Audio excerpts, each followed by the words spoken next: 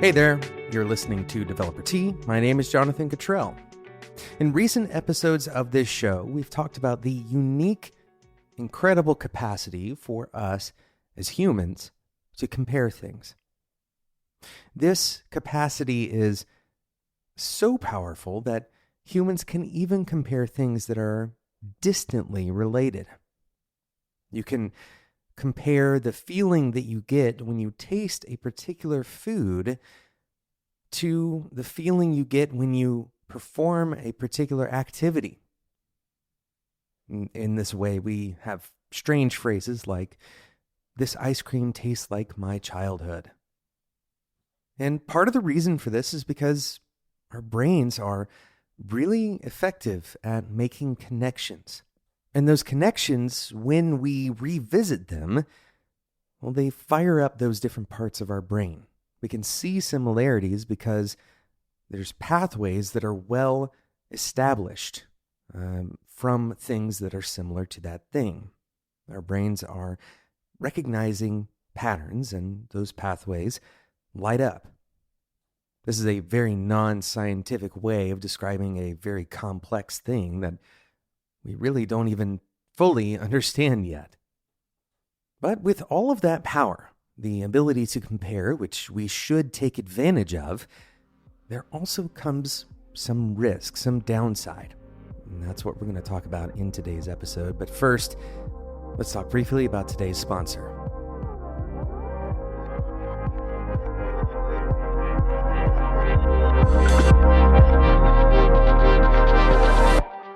This episode is brought to you by Square. There are millions of sellers across the globe using Square to run every aspect of their business. And where there are millions of anything, there's an opportunity for you as a software engineer to make something for them. Many of those sellers are looking for customized solutions that are deeply connected and easy to use, and this is where you come in. You can grow your business as an engineer by extending or integrating with Square using free APIs and SDKs to build tools for sellers. To be very clear, Square is making those APIs and SDKs.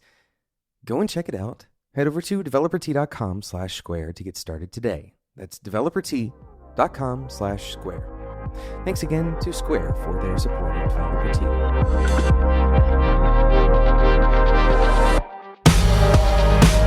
Our brains have the ability to compare things, especially we have the unique capacity, the almost kind of unavoidable tendency to compare people. We compare ourselves to others very often. There's two kind of pitholes that we're going to talk about, and this is the first one. Comparing ourselves to others can lead us to unnecessarily draw conclusions about our situation that are not necessarily relevant or helpful or even true to begin with. We might draw comparisons that we believe somebody else is better at their job than us, or maybe they are luckier than us. Maybe as a result, we might begin to believe that we are unlucky or that we're not as smart as we once thought we were. Maybe we don't have the capacity to do the things that we once thought we could. There's all kinds of conclusions that we could easily make by walking down this comparison pathway, but in almost every single case where you're trying to compare yourself to another person, the outcome is going to be unproductive and almost certainly incomprehensive. You're not going to have the whole picture. And this should be obvious to us as to why. We don't see everything that's going on in another person's life. We often don't see the failures that other people have. One thing that we're really good at doing as humans is hiding our failures, especially to the view of other people, to the view of outsiders. We might pick a very limited number of axes on which to measure whether or not that person is more successful than we are. But there is no effective way to comprehensively compare your life to another person's. Now, this is not to say that You gain nothing by looking at other people and their lives or the things that they've learned, the processes they have walked through. Of course you do. Otherwise, we wouldn't recommend on this show, and you wouldn't hear it from pretty much everybody who is successful, that you should seek the help of mentors, get outside input into your life, try to understand and learn from other people. Of course, those things are useful, but the caution that I recommend here is that you avoid general conclusions about your lot in life, about your identity or your capacity, all of these things that are judgment calls, right? These are judgment calls rather than tactical learnings, specific situational advice. Notice there's a subtle difference here.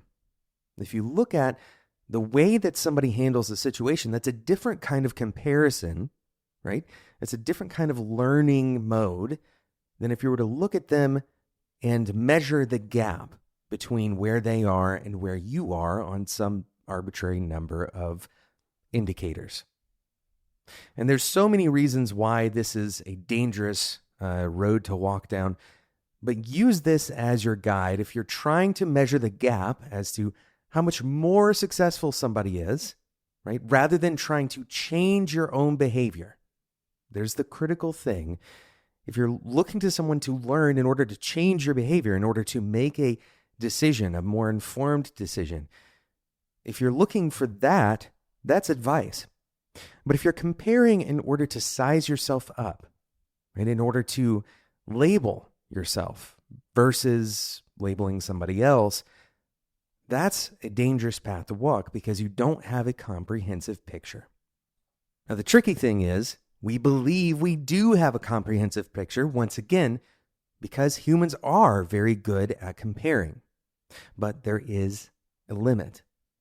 We're good at comparing, but often we can't compare comprehensively because we simply don't have access to that information.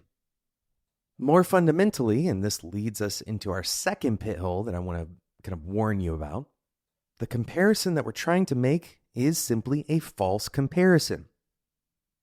When you have a good comparison, you're starting from some shared state.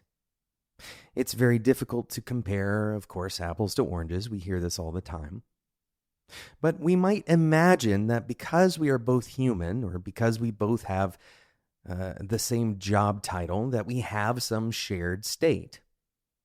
The truth is that humans are so distinctly unique from each other in their experiences and fundamentally at their physical level that we're trying to compare humans as if they are the same, but they're not. This is a trick that our brain plays on us, also not just with humans. We have a false comparison. This is where we trick ourselves into believing that two things are somehow orthogonal. That's a fancy word for saying they have some basic shared state, and we're comparing them on their differences. You can indeed compare apples to oranges based on the core shared trait of being a fruit. But often we try to compare two objects or very often this happens with options that we're trying to choose between, as if both of those options are near each other. Right? We're comparing pros and cons between them. One option may be so drastically different from another option that it makes the comparison invalid. And yet we push forward with the comparison because of what we were talking about at the very beginning of the episode. Our brains are so good at drawing conclusions about things that are heavily disparate. In other words, we can compare two options. We could compare an apple to, let's say, a brownie on the basis that they're both food and we're trying to pick something to eat. The problem is that often we have a fundamental difference in what we're trying to have as an outcome versus what we've allowed as an input.